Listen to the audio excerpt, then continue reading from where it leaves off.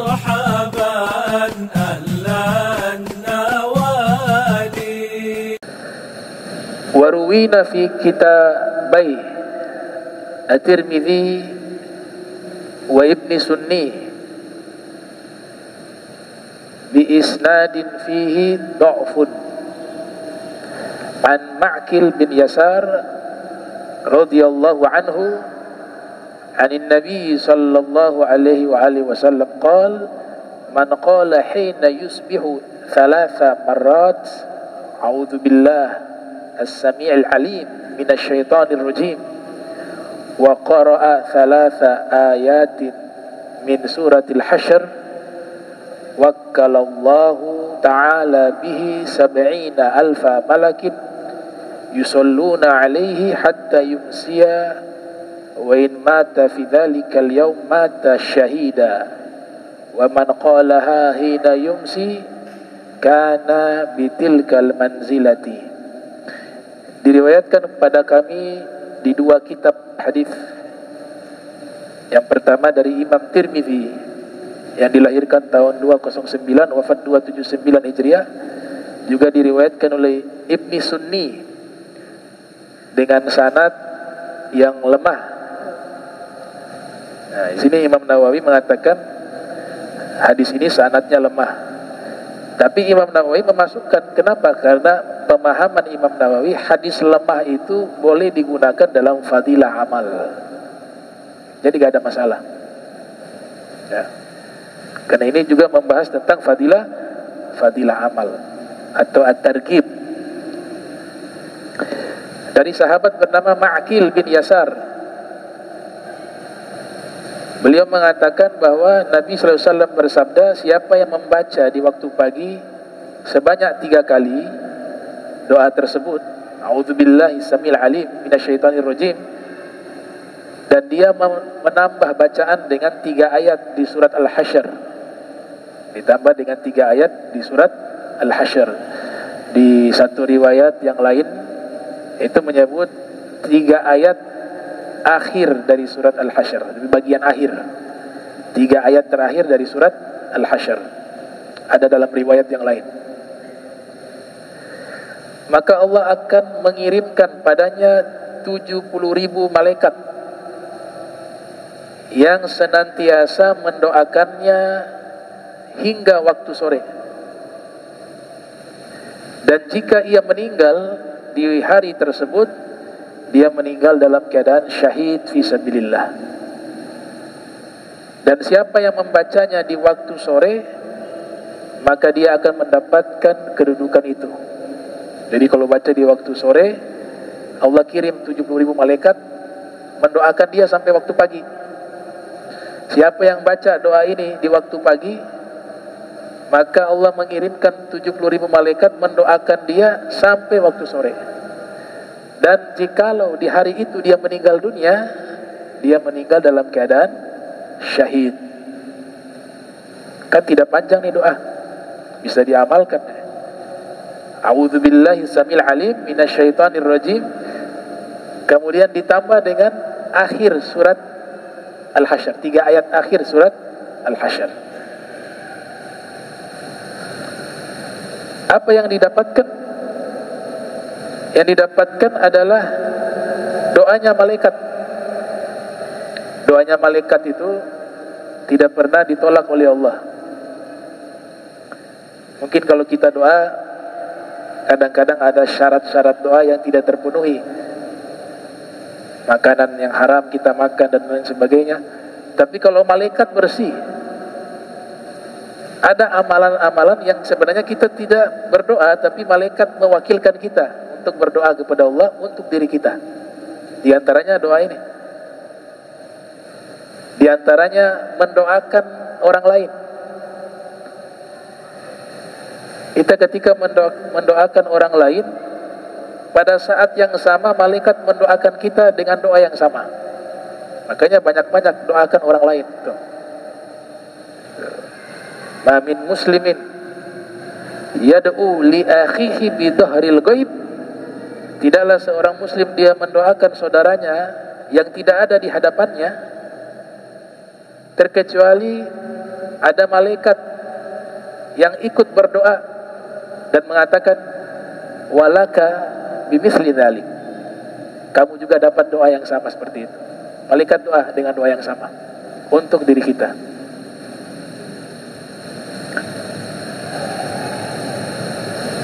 Nah, ulama merinci kalau doanya malaikat kepada manusia, kepada orang-orang beriman adalah istighfar.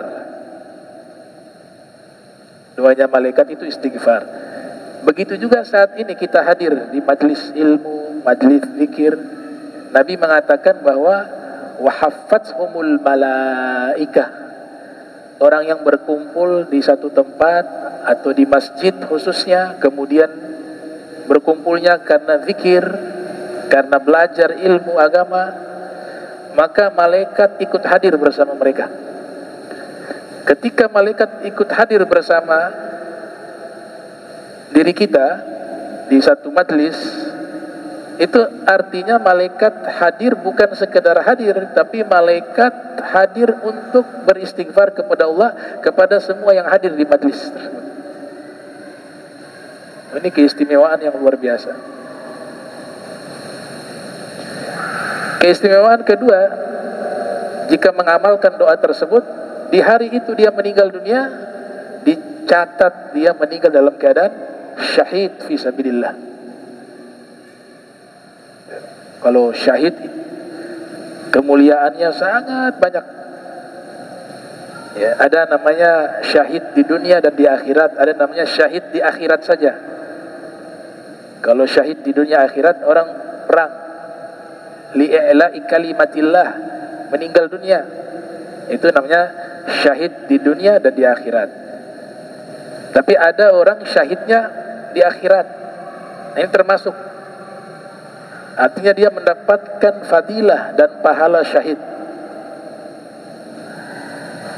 Kurang apa coba di dalam Al-Quran ketika Allah menyebutkan tentang keistimewaan orang-orang yang wafat di jalan Allah atau syahid fisabilillah. Ada di surat Ali Imran ayat 169. Wala tahsabanna alladhina qutilu fi sabilillahi amwata bal ahya inda rabbihim yurzaqun. Jangan kalian mengira orang-orang yang terbunuh di jalan Allah mereka mati. Wala tahsabanna alladhina qutilu fi sabilillah amwata bal ahya'un 'inda rabbihim yurzaqun. Melainkan mereka itu hidup di sisi pencipta mereka Allah, yurzaqun, diberikan rizki oleh Allah Ta'ala. Saking mulianya orang-orang yang wafat di jalan Allah, Allah melarang kita mengatakan mereka mati. Bahkan Allah melarang jangan kalian menyangka mereka yang wafat di jalan Allah mati. Ini keistimewaan. Di surat Al-Baqarah juga demikian. Ayat 154 ya. Wala taqulu liman yuqtalu fi sabilillah amwatun bal ahya'un walakin la tash'urun. Jangan kalian mengatakan orang-orang yang wafat di jalan Allah itu mati, kata Allah. Melainkan mereka hidup, akan tetapi kalian tidak menyadarinya, kalian tidak merasakannya. Jadi hanya dengan mengamalkan doa ini kita dapat pahala syahid. Nah, orang yang syahid juga punya keistimewaan, diizinkan oleh Allah memberikan syafaat di hari kiamat.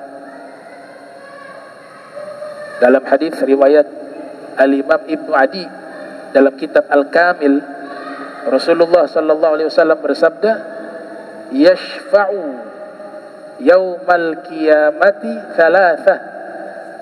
3 golongan yang diizinkan oleh Allah memberikan syafaat di hari kiamat. Yang pertama, al-anbiya'u, para nabi. Tsummal ulama'u, kemudian yang kedua para ulama. Tsumma syuhada, kemudian yang ketiga para syuhada. Bahkan syafaatnya para syuhada itu disebutkan dalam riwayat Al-Imam Abi Dawud yang dilahirkan tahun 202 Hijriah, wafat 275 Hijriah, di dalam sunannya mampu memberikan syafaat kepada 70 orang dari keluarganya. Ini satu orang syahid diizinkan oleh Allah memberikan syafaat. Syafaat artinya pertolongan kepada 70 orang dari keluarganya di hari kiamat. Nah, syafaatnya bentuknya macam-macam.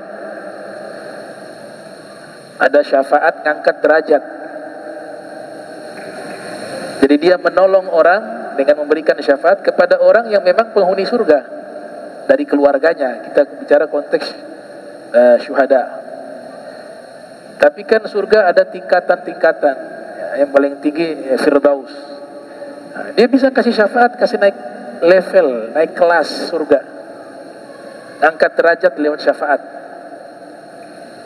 Ada juga dengan syafaat yang tadinya orang ini mau dimasukkan ke dalam neraka karena amal solehnya kurang, dosanya banyak, Allah izinkan dia berikan syafaat kepada keluarganya itu, sehingga diberikan syafaat. Syafaatnya menjadi timbangan amal kebaikan. Akhirnya kebaikannya berat, lebih berat daripada timbangan buruknya. Akhirnya tadinya mau masuk neraka, diselamatkan lewat syafaat, akhirnya masuk ke surga. Ini keutamaan-keutamaan terkait masalah syafaat. Jadi para ulama dikatakan syafaatnya lebih banyak dari syuhada. Kalau syuhada 70, para ulama tidak ditakhsis oleh Nabi karena jumlahnya banyak. Yang pasti tidak kurang dari 70. Kenapa? Karena menyebut dalam hadis secara berurutan itu sesuai derajat. Para nabi paling banyak, kemudian ulama, kemudian syuhada. Itu sesuai maratib tingkatannya. Yashfa'u asy-syahid fi sab'in min ahli baitihi. Orang yang wafat syahid akan memberikan syafaat kepada 70 orang dari keluarganya. Hadis riwayat Al-Imam Abu Dawud. Jadi pangkat seorang wafat syahid itu istimewa.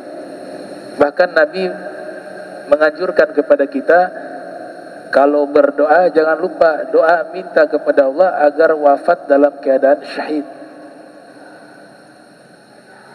Dalam riwayat Imam Muslim yang lahir tahun 204 Hijriah, wafat 261 Hijriah, Rasulullah SAW bersabda, "Man sa'alallaha asy-syahadata bisidqin." Wa fi riwayah shadiqah. Ballaghahu Allahu manazil asy-syuhada'i wa in mata 'ala firashih.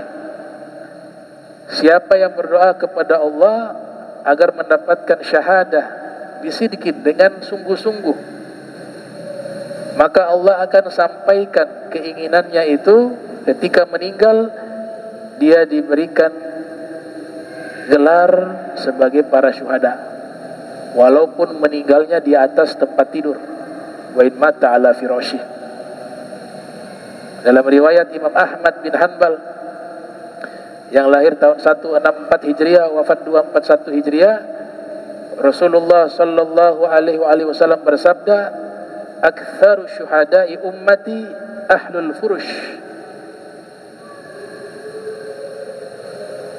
Wa rubba qatilin baina saffain Allahu a'lamu biniyatih."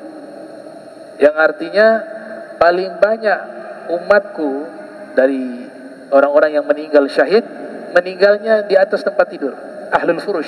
Ahlul furush itu orang yang ada di tempat tidur, mungkin sakit ya,